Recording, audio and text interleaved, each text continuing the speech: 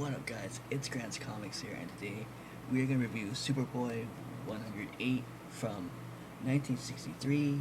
Boom, with awesome cover with Superman and the Black Knight.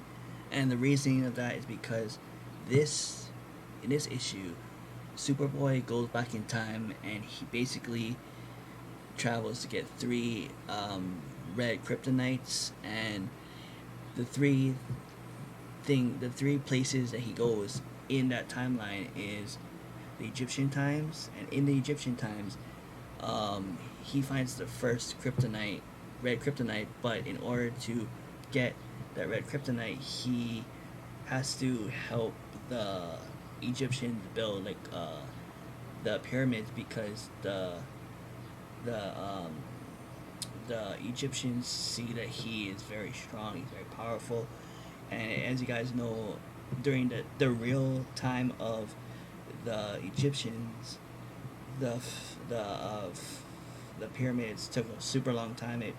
I don't know how long, maybe days, weeks, years, to make that uh, pyramid. But with Superboy's powers, because he has super speed, he can build it in like a really short period of time, and that really helped the the Egyptians.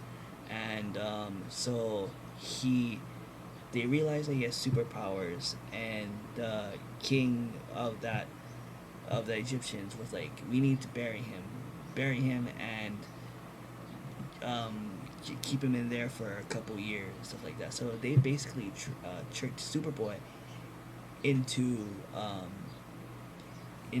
like helping them out in a way, because they said that, oh yeah, we'll get you the that red rock, but you need to do something for us underground. So they basically, like I said, they basically tricked him to into that kind of stuff. And so as they're burying him, he finds the first red kryptonite, and he basically bursts out and throws the first red kryptonite into space. The Egyptians were shocked. They're like, how the heck did he get in there? And stuff like that. So that's the first kryptonite, red kryptonite they find.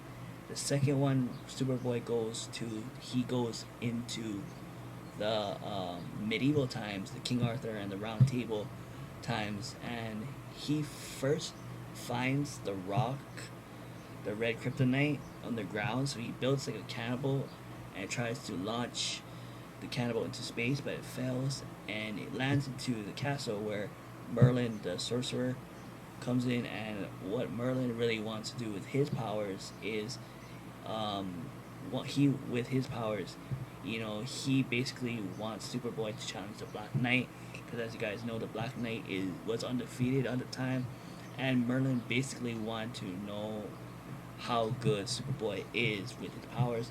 So Superboy challenges the Black Knight, as you can see over there, that he challenges the Black Knight, and you know they go all at it. And if you guys can see right there, actually the second kryptonite, red kryptonite, is on the Black Knight's mace. So instead of actually fighting the Black Knight, um, Superboy actually takes his red mace and throws it into space. And the Black Knight's like, what the heck, man? Why did you just throw my weapon into space and stuff like that? So, and then later on, last thing he does before he leaves the medieval times is that he basically pulls out the sword and he becomes king. So Merlin and stuff like that. Well, he doesn't become king. He helps King Arthur become king. So King Arthur becomes king within the behalf of Superboy, because Superboy is very strong, obviously. So after that happens, he goes to one more place to get the third red kryptonite, and that's in the Wild Wild West. Now, that one was he had to help, or he Jesse James, who was like a famous cowboy or robber in the Wild West back at the time. He basically wanted Superboy's help to rob a train. So at first, Superboy was like, I ain't gonna help this man with this robbery. So he kind of tricks Superboy into or Superboy tricks Jesse James into saying, "Oh yeah, I'll help you with the robbery and stuff like that. But so they go to the place where the train is located, but obviously most trains are slow, but Superboy is so fast that he pushes the train and makes it go speedy, and Jesse James is like, what just happened? Why did the train go super fast? Stuff like that.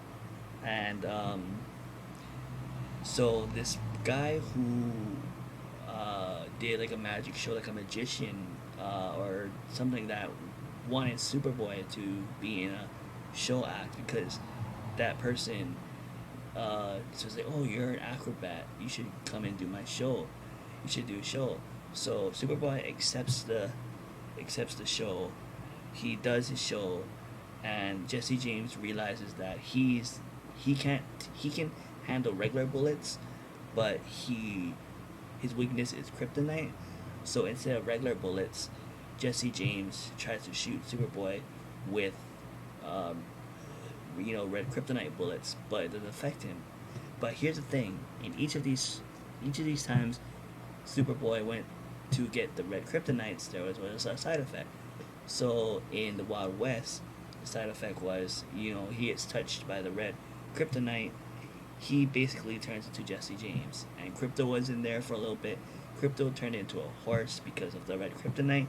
So Superboy turned into Jesse James in the Wild West with the red kryptonite. In the medieval times, when Superboy touched the red kryptonite, his whole body becomes magnetic. So like any weapon, because obviously in the medieval times, how was swords, maces, they're all metal, they're all steel. It basically went on his body. And the Egypt times, when he got touched by the red kryptonite, he basically turned into a lion. So the Egyptians made a sphinx with Superboy's face on it, which is pretty cool and pretty weird. So yeah, instead of the red kryptonite killing Superboy, it had side effects. So yeah, and then one of the characters, I think it was Lana Lang or something. Lana Lang was her great grandmother was in the Wild West. She found his diary, and apparently in the diary, it said that the lady, the grandmother of Lana Lang, met Superboy, but the wind blew that page over, and Crypto caught it because Superboy did not want her to know that he was in the past to get these 3 red kryptonites.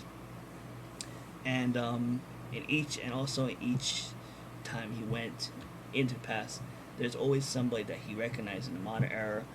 But like in the Egyptian era, he met a guy. The pharaoh looked like Lex Luthor.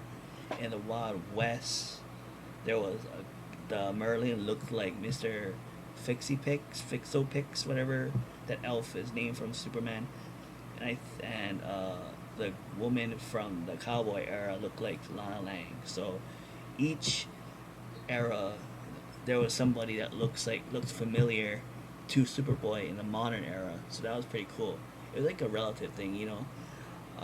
But yeah, that's pretty cool. The grading wise, it's I don't know. I don't know if it's like a 1-0 or 2-0, but I'll show you the things. I don't know if you guys can see that, but there is water damage right in the corner. It's like rough over here. Spines is okay. I don't know if that's dirt. Let me see if I can find it. Right by the mace, right over there. You can see that little dirt over there. There's a dirt over there. In the back, there's dirt also on there, right there. And there's a very bad stain right over there. So and then there's actually a page. I forget what page. Oh yeah, there's like a tear somewhere. I'm trying to find. I don't know if you guys can see that, but there's a little. I don't know how well I can see it, but there's a tear right over there. And then I'm trying to find that page where it's like, oh, there's a big tear out here. There's a big tear over here. Right there. So let's see. trying to find that. Oh yeah, and there's a loose page right here.